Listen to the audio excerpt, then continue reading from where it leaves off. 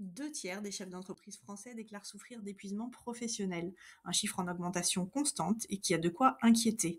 Alors, comment prévenir cet épuisement professionnel? Comment déléguer efficacement pour alléger sa charge mentale?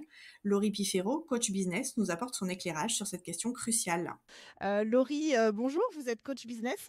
Oui, bonjour. Bonjour, vous avez créé Basic Coaching pour justement accompagner les futurs créateurs d'entreprises ou les entrepreneurs déjà lancés et leur éviter d'arriver au niveau du burn-out complet. Oui, idéalement, c'est le travail de prévention pour faire en sorte qu'ils n'arrivent pas jusque-là. Concrètement, une question toute bête, mais c'est quoi le burn-out? Comment est-ce que ça se caractérise? Eh ben, je crois que chaque personne qui l'a vécu aura sa définition en fonction de son parcours. Mais globalement, je dirais que c'est quelque chose qui se fait en plusieurs étapes. Et c'est pour ça que c'est sournois aussi, c'est qu'on n'a pas forcément le gros déclic ou le gros événement qui fait qu'on se rend compte qu'on est en train de rentrer dedans. Très souvent, pour les entrepreneurs, ça commence par la passion de son travail, la passion de son métier. On a envie de le faire tout le temps. C'est génial, on pense qu'à ça à chaque minute de la journée. Et puis au bout d'un moment, on entre dans une phase où le corps commence à envoyer des signaux. On commence à avoir des migraines, on se coince le dos, on est un peu plus fatigué. Mais ça, c'est une phase où on a souvent tendance à l'ignorer et à se dire que ça va finir par passer tout seul. Et puis ensuite, si on l'ignore et qu'à ce moment-là, on réagit pas, là, on rentre vraiment dans la phase burn-out qui peut s'apparenter à une forme de dépression professionnelle, manque de sens, plus envie d'y aller, voire même impossibilité de se lever en fait le matin. Et pour beaucoup, ils arrivent jusqu'à ce point-là pour prendre conscience qu'il y a un problème. Avant de vraiment se dire, là, il faut que je réagisse et que je fasse quelque chose. Ouais, parce qu'on a une faculté en tant qu'être humain qui est qu'on s'adapte aux situations, aux très bonnes comme aux très mauvaises. Et donc, si ça va pas, mais qu'on a le sentiment qu'on peut encore gérer, on va avoir tendance à tirer sur la corde. Aller jusqu'au bout, et c'est trop tard après. Et à quel moment est-ce que justement il faut se dire là il faudrait que je réagisse parce que vous dites migraine, mal de dos, on va pas réagir au tout premier signe. À quel moment on se dit là vraiment il faut que je fasse quelque chose? Je dirais à partir du moment où ça devient récurrent, où le mal de tête il se fait sentir de plus en plus souvent, où il y a des choses. Je parle du dos bloqué parce que c'est souvent quelque chose qui arrive aussi, les cervicales coincées, un lumbago, des choses comme ça. À partir du moment où ça devient une espèce d'habitude, où il y a une forme de récurrence, je pense que c'est un signal d'alarme. Et puis aussi, à partir du moment où on se dit, tiens, peut-être que mon corps me parle, généralement, c'est que c'est suffisamment monté en conscience pour qu'on puisse agir. Est-ce qu'on est plus exposé à cette charge mentale trop importante, au risque de burn-out quand on est chef d'entreprise que quand on est salarié? Mon point de vue, oui. De mon point de vue, oui. Bien sûr, dans le salariat, il y a aussi des postes à responsabilité, etc. Sauf que il n'y a pas cette pression de devoir avoir des résultats parce que en tant que salarié, si je vais pas bien, je peux, même si c'est inconfortable, demander un arrêt maladie et percevoir quand même ma rémunération. En tant que chef d'entreprise, si je travaille pas, selon mon business model, c'est compliqué de pouvoir maintenir le même niveau de chiffre d'affaires, le même niveau de rémunération pour moi. Et on va avoir tendance en plus à penser que puisqu'on est chef d'entreprise, on doit être opérationnel, on doit gérer et on doit être performant. Donc, on a beaucoup plus de mal à faire le travail de prévention et on va avoir tendance encore plus à tirer sur la corde et à se dire, non, tout dépend de moi, j'ai pas le droit d'être malade. J'ai pas le droit à l'erreur, j'ai Non. pas le droit de pouvoir m'arrêter. Alors, comment est-ce on s'en protège? Comment on prévient ces risques-là? Je pense déjà en s'informant, donc par exemple en écoutant ce qu'on est en train de dire ici. Les réseaux sociaux aussi ont contribué pas mal à l'éducation sur le sujet de la santé mentale des entrepreneurs. Donc il y a des choses qui sont intéressantes à prendre là-bas aussi. Et je pense que le fait de s'informer pour savoir comment on fait pour reconnaître qu'on est en train d'aller dans un burn-out, c'est déjà un grand pas. Et puis évidemment, moi je dirais briser la solitude de l'entrepreneur qui est souvent tout seul aux commandes, même s'il a une équipe, même si je sais pas, il a un conjoint, une conjointe, même si sa famille le soutient, il est quand même tout seul aux commandes et tout le monde ne peut pas comprendre, même avec beaucoup de bonne volonté, ne peut pas comprendre les enjeux qu'il traverse, ou alors il se sent pas forcément légitime de les partager parce que de l'extérieur tout roule pour lui, tout va bien, il a une boîte, ça marche bien, il a une équipe, etc. Donc il peut pas se plaindre dans sa tête par rapport aux autres. Donc être accompagné, ça permet d'avoir un regard extérieur qu'on n'a pas toujours quand on a la tête dans le guidon.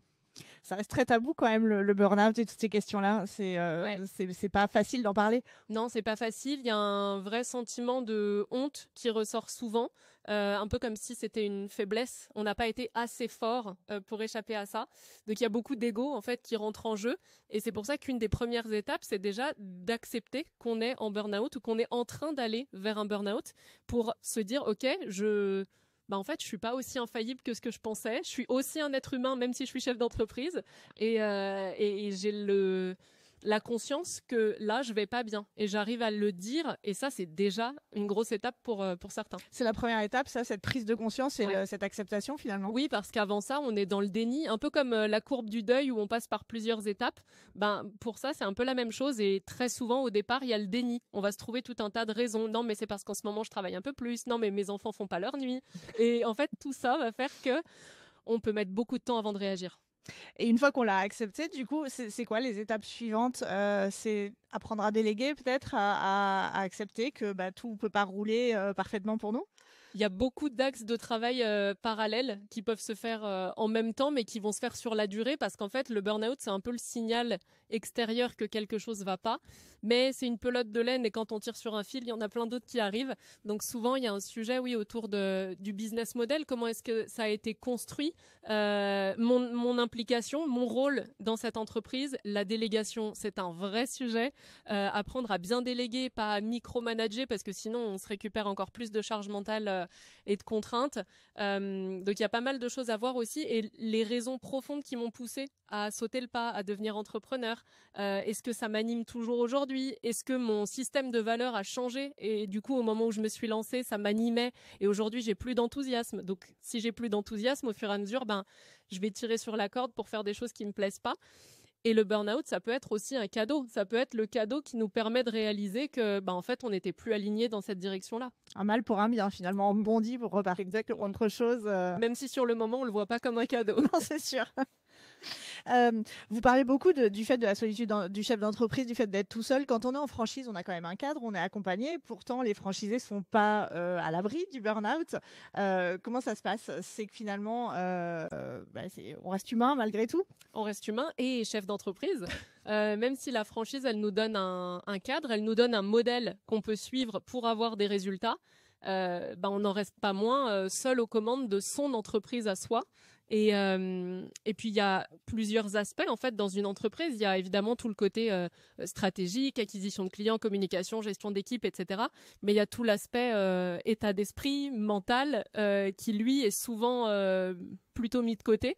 Et c'est pour ça que je pense que dans le futur, toutes les personnes, et notamment les franchises qui intégreront aussi cette part d'accompagnement et leur seront beaucoup plus cohérentes avec leur temps et ce qu'on nous demande aujourd'hui aussi. On doit gérer pas mal de choses au-delà de notre entreprise, et c'est souvent ce qui contribue à l'effet cocotte minute où au bout d'un moment on n'en peut plus. Tout explose. Oui. Là c'est trop tard, il faut savoir réagir. Ça prend plus de temps en fait après. Quand on est allé jusqu'à ce point-là, la récupération pour revenir à un état neutre, elle prend plus de temps que si on avait réagi avant. Alors c'est une question très bête, mais il y a un délai moyen. Comment ça se passe quand on a pris conscience qu'on a essayé de se tourner vers quelqu'un? On met combien de temps pour sortir de cette situation-là? Il n'y a pas de délai moyen, parce que ça dépend beaucoup de la résistance qu'on met ou pas pour s'en sortir. Et il y a des personnes, comme je disais, qui vont déjà mettre énormément de temps à se convaincre qu'elles n'ont pas de problème. Donc là, forcément, on est déjà étalé sur des mois, des années pour arriver à se dire « Ok, là, il y a un souci », et ensuite passer dans un autre process de récupération et de comment je me sors de tout ça. Ça dépend aussi de l'environnement de l'entrepreneur, l'environnement professionnel, mais personnel aussi. Qu'est-ce qu'il traverse? Parce que on reste une seule et même personne, hein, même si on a plusieurs casquettes. La casquette chef d'entreprise, quand on ferme la porte de chez soi, si on a des soucis dans la tête, il rentre avec nous aussi. Donc ça dépend pas mal de l'environnement. Il n'y a pas de délai moyen. Il y a des personnes pour qui la prise de conscience va être très rapide, et la mise en action pour aller mieux, pour prendre des décisions, pour changer ce qui va pas, va être très rapide aussi. Et il y en a d'autres pour qui ça va prendre des semaines, des mois, des années, mais parce que parfois on a aussi besoin de ce temps-là pour passer d'une étape à l'autre et accepter. Ça veut dire que l'environnement, l'entourage a un rôle à jouer dans ce aller mieux? Ouais, pas dans le sens où c'est eux qui ont pour mission de me rendre mieux, Sûr. mais plutôt ça m'amène moi en tant qu'entrepreneur à me poser des questions pour savoir est-ce que cet environnement de vie me convient. C'est celui qui me va. Exactement. On est d'accord, un burn-out, c'est pas la fin de l'entreprise, c'est on rebondit et puis on se relance, on repart encore mieux. Exactement. Pour moi, ça peut être un nouveau départ. En fait, c'est le moment où on peut se questionner sur est-ce que les raisons pour lesquelles je me suis lancée sont toujours alignées avec la personne que je suis devenue aujourd'hui. Est-ce que j'ai toujours envie de faire ça? Est-ce que j'ai toujours envie de le faire de cette façon-là? Est-ce qu'il n'est pas temps de déléguer certaines choses ou au contraire de revenir sur le terrain parce que parfois c'est ça qui nous a manqué aussi. Donc c'est au contraire le moment de se poser les bonnes questions et d'avoir quelqu'un, si on n'a pas le recul nécessaire, qui nous aide à se les poser.